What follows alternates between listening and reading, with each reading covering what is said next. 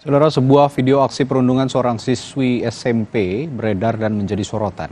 Peristiwa yang terjadi di Kabupaten Buton Tengah, Sulawesi Tenggara ini pun direspons polisi yang langsung menangkap 3 pelaku di bawah umur. Aksi perundungan yang direkam ini langsung menjadi sorotan warganet. Tak hanya mengandung unsur kekerasan, namun kasus ini mengundang keprihatinan. Seorang siswi SMP yang masih mengenakan seragam sekolah tiba-tiba dianiaya 3 orang pelaku hingga membabi buta.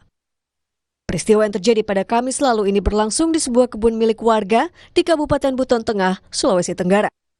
Video ini diunggah oleh salah satu pelaku dan viral di media sosial. Polisi bergerak cepat dan menangkap 3 pelaku yang masih di bawah umur. Hanya karena salah paham, para pelaku tega menganiaya korban. Isi video tersebut ya ada penganiayaan di situ, ya ada penganiayaan di mana korban ditendang, dipukul, dan salah satu dari pelaku melakukan perekaman, kemudian diupload di media sosial.